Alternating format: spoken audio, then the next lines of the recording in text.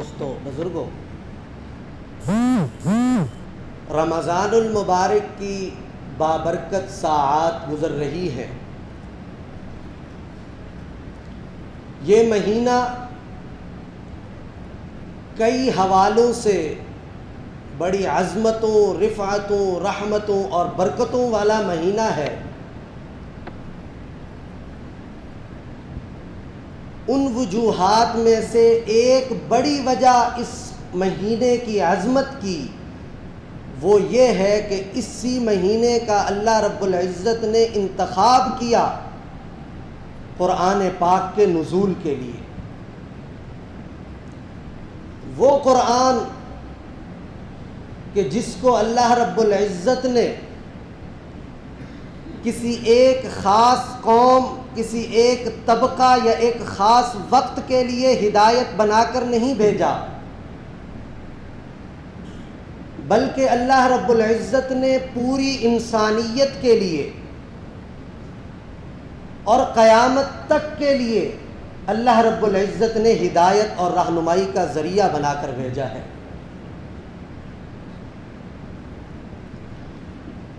اسی وجہ سے آج ہماری گفتگو کا عنوان علامہ اقبال رحمہ اللہ کا ایک شعر ہے۔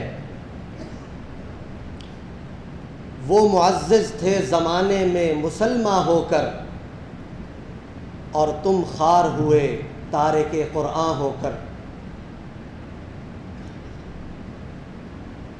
اس بات پر ہمارا ایمان ہے،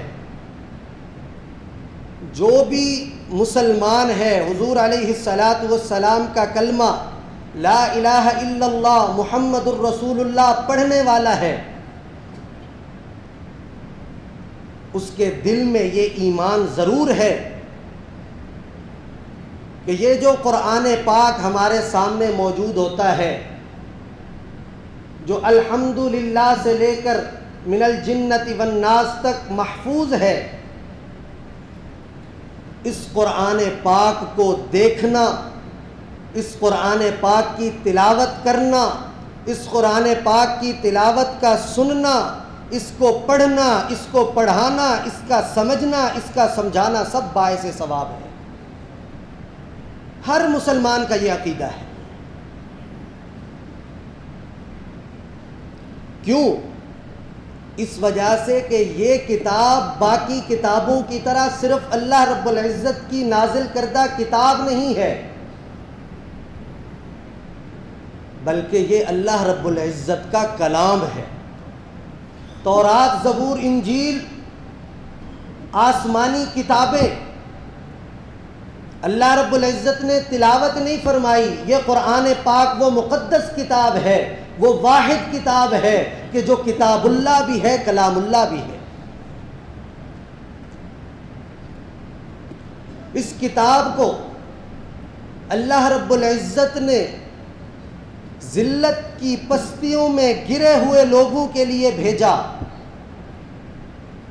اور پھر تاریخ عالم نے دیکھا کہ وہی قومیں جو تباہی کے دھانے پر کھڑی ہوئی تھیں، اللہ رب العزت نے ان کو عروج عطا فرمایا۔ شیطان کی پیروی کرنے والوں کو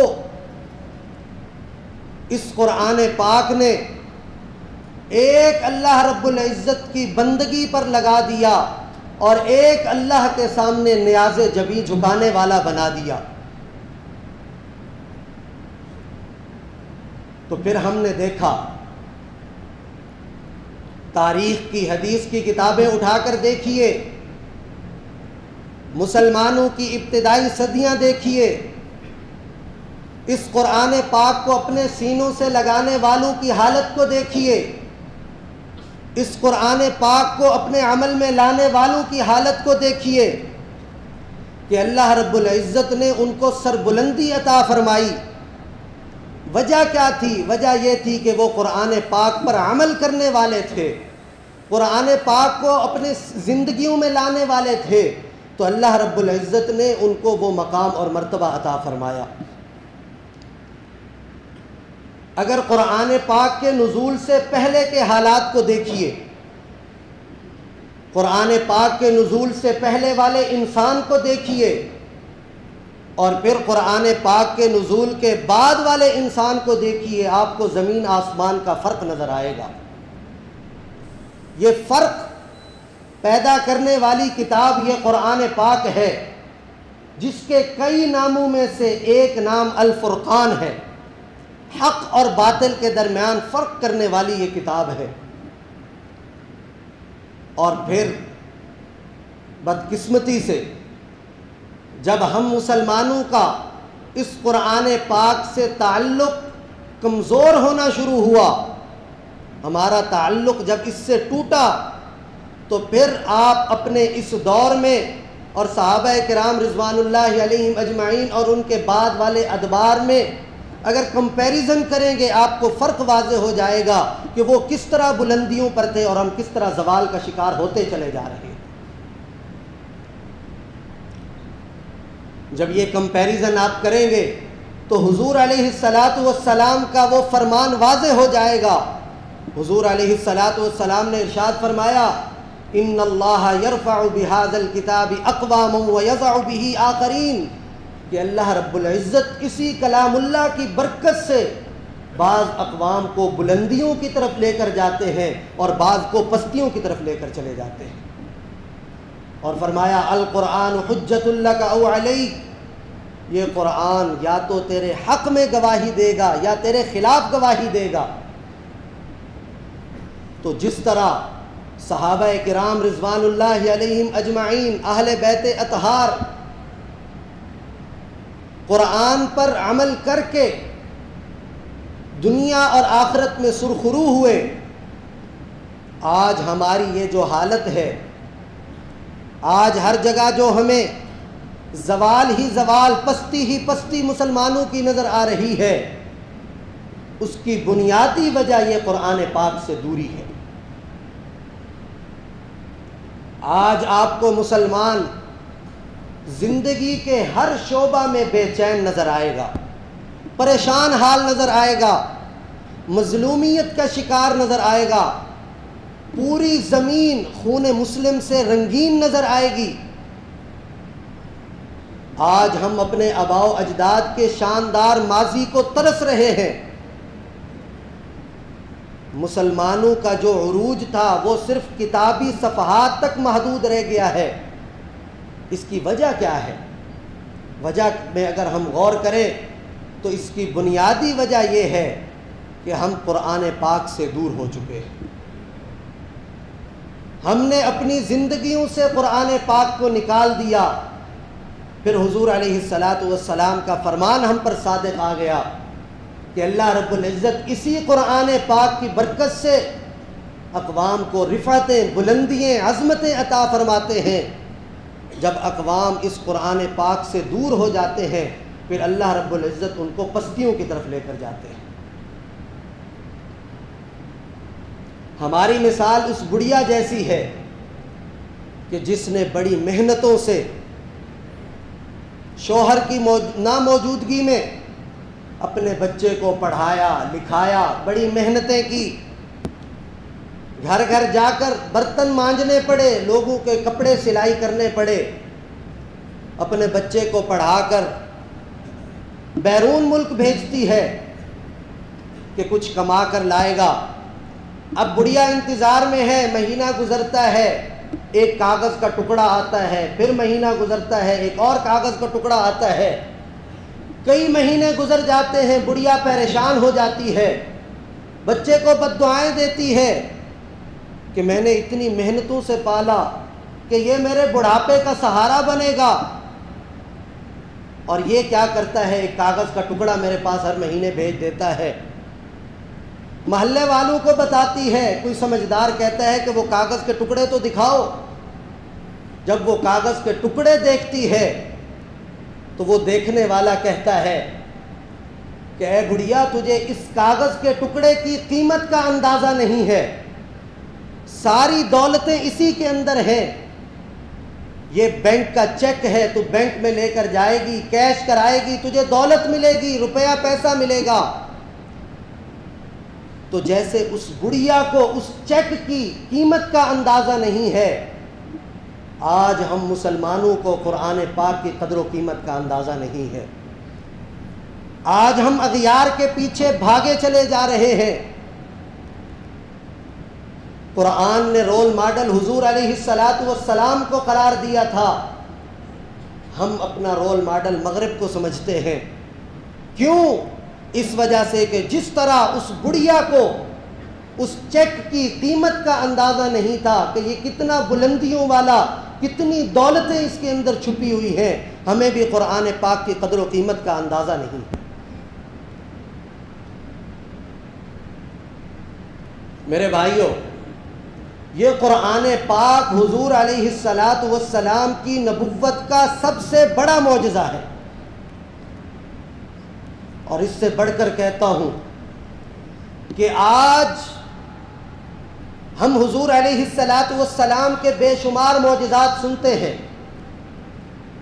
حضور صلی اللہ علیہ وسلم کا معجزہ چاند کو 2 ٹکڑے کر دیا۔ حضور علیہ السلام کا معجزہ ایک ہی رات میں مسجد حرام سے مسجد اقصیٰ تک، پھر عرش معلیٰ تک سیر کی۔ اللہ رب العزت نے حضور علیہ السلام کی انگلی مبارک سے پانی جاری فرما دیا، 2-4 لوگوں کا کھانا پوری جماعت کو کافی ہو گیا۔ بے شمار معجزات۔ ایک جملہ کہنے لگا ہوں، توجہ فرمائیے گا۔ حضور علیہ السلام کے معجزات تعداد میں بھی تمام انبیاء سے زیادہ ہیں، قوت میں بھی تمام انبیاء سے زیادہ ہیں، لیکن اس کے باوجود ہمیں وہ تمام معجزات آج زندہ شکل میں نظر نہیں آتے سوائے اس قرآن پاک کے۔ اور یہ قرآن پاک ہمارے پاس اللہ رب العزت کی ایسی نعمت ہے کہ جو کسی اور مذہب کے پاس نہیں ہے۔ آج کوئی مذہب معجزہ ایسا پیش نہیں کر سکتا جیسے ہم یہ قرآن پاک پیش کر سکتے ہیں۔ جب قرآن پاک اللہ رب العزت نے نازل فرمایا تو لوگوں نے انکار شروع کر دیا۔ قرآن پاک نے چیلنج کیا، فَأْتُوا بِعَشْرِ سُوَرٍ مِثْلِهِ، تم بڑے فصیح و بلیغ لوگ ہو، لاکھوں لاکھوں اشعار تمہیں یاد ہیں، تم فصاحت و بلاغت کو سمجھتے ہو، تم انکار کر رہے ہو، چلو اس قرآن پاک جیسی 10 صورتیں لے کر آ جاؤ، ہار تسلیم ہو جائے گی۔ نہیں لا پائے۔ قرآن پاک نے چیلنج کم کیا اور کہا فَأْتُوا بِسُورَةٍ مِثْلِهِ، اس جیسی ایک صورت لے کر آ جاؤ۔ پھر چشم فلک نے دیکھا کہ اتنے فصیح و بلیغ بڑے بڑے شعراء، انہوں نے بدر میں مرنا گوارا کیا، احد اور خندق میں اپنی جانیں قربان کر دیں، لیکن اس قرآن پاک کا مقابلہ نہیں کر پائے۔ اہل مکہ کا ایک دستور تھا کہ جب بھی کوئی اچھا شعر لکھتے بیت اللہ پر جا کر لٹکا دیا کرتے، کوئی اور شاعر اٹھتا اس سے عمدہ شعر لکھ کر وہاں لٹکاتا، اس کا ہٹا دیتا۔ ایک صحابی رسول جب قرآن پاک کی سب سے چھوٹی سورت اِنَّا أَعْطَيْنَاكَ الْكَوْثَرَ فَصَلِّ لِرَبِّكَ وَانْحَرْ إِنَّ شَانِئَكَ هُوَ الْأَبْتَرُ نازل ہوئی، ایک صحابی رسول نے جا کر بیت اللہ پر لٹکا دی۔ کئی دن گزر گئے، کسی شاعر کی ہمت نہ ہوئی کہ اس چھوٹی سی سورت کو ہٹا کر میں اپنا شعر لگا دوں۔ جب کئی دن گزر گئے تو انہی میں سے ایک شاعر نیچے سے جو بچا ہوا صفحہ جگہ تھی وہاں پر اِنَّا أَعْطَيْنَاكَ الْكَوْثَرَ فَصَلِّ لِرَبِّكَ وَانْحَرْ إِنَّ شَانِئَكَ هُوَ الْأَبْتَرُ کے بعد لکھتا ہے وَاللَّهِ مَا هَذَا كَلَامُ الْبَشَرِ، اللہ کی قسم یہ کسی بشر کا کلام نہیں ہو سکتا۔ یہ قرآن پاک کی عظمت ہے۔ کیسا کلام کہ اللہ رب العزت نے اس کی برکت سے چند لوگوں کو کئی ہزاروں پر فتوحات دیں۔ غزوہ بدر ہمارے سامنے ہے،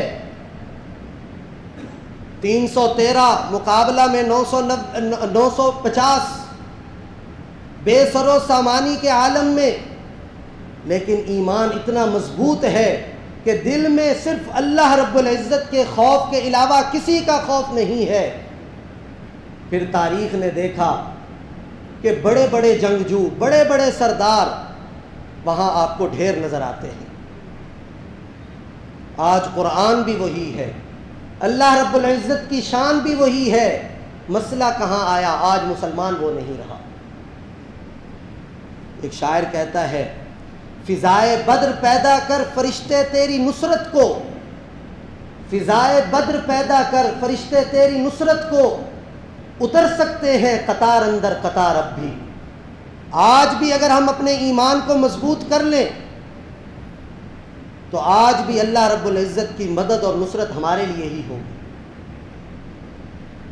کیونکہ اللہ رب العزت کا اعلان ہے، ان اللہ مولی الذین آمنوا، کہ اللہ رب العزت ایمان والوں کا مولا ہے، ایمان والوں کا مددگار ہے۔ آج ہمارے ایمان میں کمزوری ہے تو ضرورت اس بات کی ہے کہ ہم قرآن پاک پر عمل کریں، اتنی مقدس کتاب جو اللہ رب العزت نے ہمیں عطا فرمائی اس کی قدر کریں، اس کے حقوق کا خیال کریں۔ اور قرآن پاک کے حقوق میں سب سے پہلا حق یہ ہے کہ ہم اس قرآن پاک پر ایمان لائیں اور مضبوط ایمان لائیں۔ کیوں؟ اس وجہ سے کہ یہ بڑی مقدس اور عظمت والی کتاب ہے،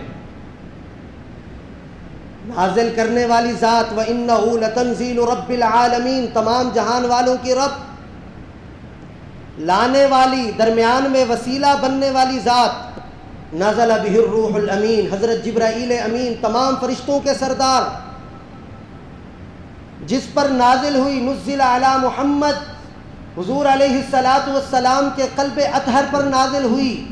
اور حضور صلی اللہ علیہ وسلم کون ہیں؟ وَمَا أَرْسَلْنَاكَ إِلَّا رَحْمَةً لِّلْعَالَمِينَ، تمام جہان والوں کے لیے رحمت بنا کر بھیجا۔ اور پھر جس مہینے کا انتخاب کیا گیا وہ تمام مہینوں کا سردار، شہر رمضان الذی انزل فیہ القرآن، اور پھر رمضان المبارک کی بھی اس رات کا انتخاب کیا جو تمام راتوں کی سردار، انا انزلناہ فی لیلۃ القدر وما ادراک ما لیلۃ القدر لیلۃ القدر خیر من الف شہر، کہ اللہ رب العزت نے اس قرآن پاک کو لیلۃ القدر میں نازل کیا، اور لیلۃ القدر کون سی رات ہے؟ جو 1000 مہینوں سے زیادہ افضل رات ہے۔ تو اللہ رب العزت نے ہر جگہ عظمت ہی عظمت کا انتخاب فرمایا اس قرآن پاک کے نزول کے لیے۔ اور سورۃ بقرہ کی ابتدا میں ہی فرما دیا، ذالک الکتاب لا ریب فیہ ھدی للمتقین، اے ایمان والو تمہاری ہدایت کے لیے میں کتاب نازل کر رہا ہوں، اور یہ کتاب میں ہی نازل کر رہا ہوں، اس کے نزول میں کسی قسم کا شک مت کرنا۔ تو قرآن پاک کا سب سے پہلا حق کیا ہے؟ کہ اس پر ایمان لایا جائے اور مضبوط ایمان لایا جائے۔ جتنا مضبوط ایمان ہوگا اتنا ہی ہمارے عمل سے ظاہر ہوگا۔ دوسرا حق قرآن پاک کا ہم پر کیا ہوتا ہے؟ کہ اس کی تلاوت کی جائے۔ اور جیسا کہ میں نے پہلے عرض کیا کہ یہ قرآن پاک کی تلاوت ایسا عمل ہے کہ جو اللہ رب العزت نے خود فرمایا ہے۔ اللہ تعالیٰ قرآن پاک میں فرماتے ہیں، تِلْكَ آیات اللہ نتلوها علیک بالحق، کہ یہ جو قرآن پاک کی آیات ہیں یہ ہم نے خود تلاوت کی ہے، اللہ رب العزت نے خود تلاوت فرمائی ہے۔ تو قرآن پاک کا دوسرا ہم پر حق یہ ہے کہ ہم قرآن پاک کی تلاوت کریں۔ اور قرآن پاک کی تلاوت کرنے والے مومنین کی صفات قرآن پاک بیان کرتا ہے، انما المؤمنون الذين اذا ذكر الله وجلت قلوبهم واذا تليت عليهم آیاته زادتهم ایمانا، کہ جب ایمان والے اس قرآن پاک کی تلاوت کرتے ہیں تو ان کے ایمان میں اضافہ ہو جاتا ہے، ایمان بڑھ جاتا ہے۔ اور فرمایا مومنین کو کیسے تلاوت کرنی چاہیے؟ الذين آتيناهم الكتاب يتلونه حق تلاوتی، اس قرآن پاک کی تلاوت کا حق ادا کر دینا چاہیے۔ اور یہ ایسا عظیم کام ہے، ایسا قابل تاثیر کام ہے کہ بڑے بڑے جلیل القدر صحابہ کرام صرف قرآن پاک کی تلاوت سن کر مسلمان ہوئے۔ جن میں سیدنا فاروق اعظم رضی اللہ عنہ، حضرت معاذ رضی اللہ عنہ، حضرت طفیل بن عمر دوسی رضی اللہ عنہ، بڑے بڑے جلیل القدر صحابہ کرام رضوان اللہ علیہم اجمعین نے قرآن پاک کی صرف تلاوت کو سنا اور اس کی تاثیر اس قدر ہوئی کہ ایمان لائے بغیر چارہ نہ ہوا۔ تو سب سے پہلے ایمان مضبوط اور اس کے بعد تلاوت، اور تیسرا قرآن پاک کا حق کیا ہے کہ اس میں تدبر کریں، اس کو سمجھیں، غور و فکر کریں کہ قرآن ہم سے مطالبہ کیا کرتا ہے۔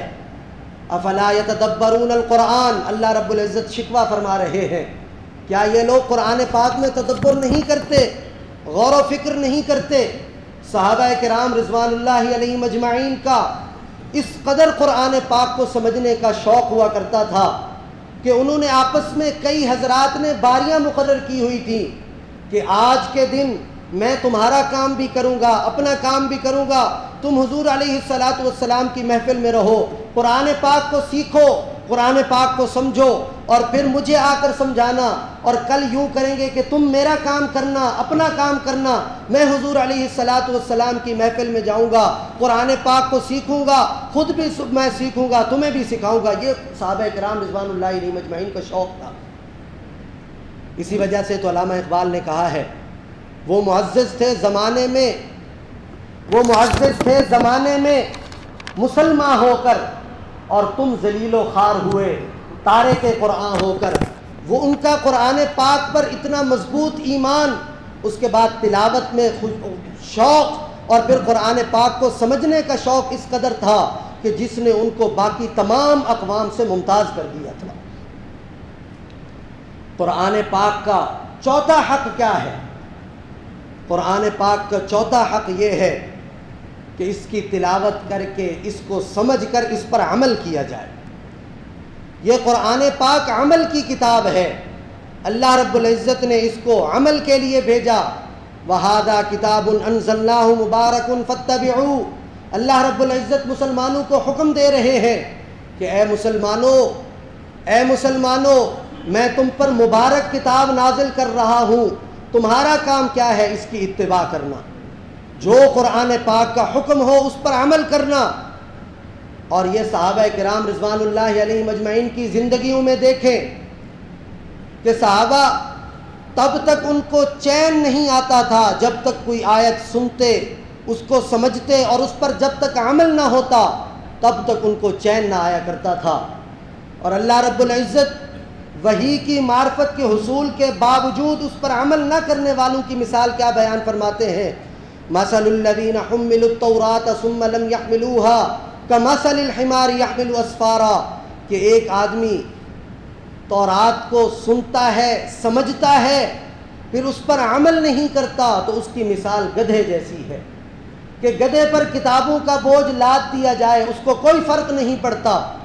تو اسی لیے ہم نے قرآن پاک پر ایمان بھی لانا ہے، تلاوت بھی کرنی ہے، سمجھنا بھی ہے، اور صرف سمجھنے پر اکتفا نہیں کرنا بلکہ اس کو اپنی عملی زندگی میں بھی لانا ہے۔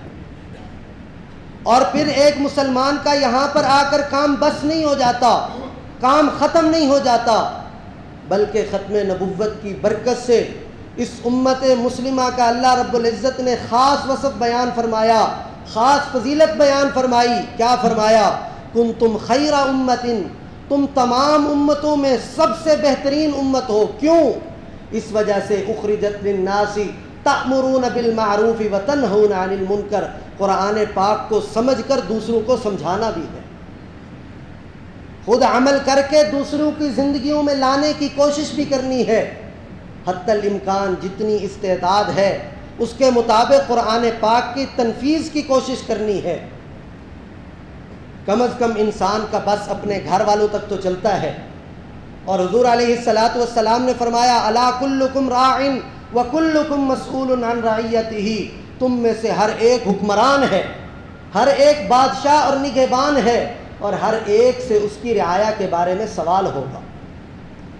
آج ہم اپنے بچوں کی بڑی فکر کرتے ہیں کہ اچھا ڈاکٹر بن جائے، اچھا انجینئر بن جائے، اچھا سائنسدان بن جائے، اچھا تاجر بن جائے، جہاں ہم نے یہ تمام فکریں کرنی ہے وہاں ہم نے یہ بھی فکر ضرور کرنی ہے کہ ہمارا بچہ اچھا مسلمان بن جائے. اور اگر یہ فکر نہ کی تو کل قیامت کے دن ہم سے پوچھ ہونی ہے. اور یہ حضور علیہ الصلاۃ والسلام کا فرمان ہے کہ تم میں سے ہر ایک نگہبان ہے, ہر ایک حکمران ہے, اور ہر ایک سے اس کی رعایا کے بارے میں سوال ہوگا. آج ہم اپنے معاشرے میں دیکھیں, بڑے بڑے عہدوں پر فائز افراد کو دیکھیں تو اول ہی کام نظر نہیں آئے گا, اول قرآن پڑھنا ہی نہیں آتا. اگر قرآن پڑھنا آتا بھی ہے تو تلاوت نہیں ہے, تلاوت کرتے ہیں تو سمجھنے سے دور. اگر قرآن پاک سمجھ آ بھی گیا تو عمل کی دولت سے محروم ہے, اور اگر خود عمل کرتے بھی ہیں تو صرف اپنی فکر ہے, اپنے ارد گرد معاشرے کی, گھر والوں کی فکر نہیں ہے. اللہ رب العزت واضح ارشاد فرماتے ہیں, یا ایھا الذین آمنوا قوا انفسکم واہلیکم نارا, اے ایمان والو اپنی فکر بھی کرو, اپنے گھر والوں کی فکر بھی کرو. کس کی فکر کرو؟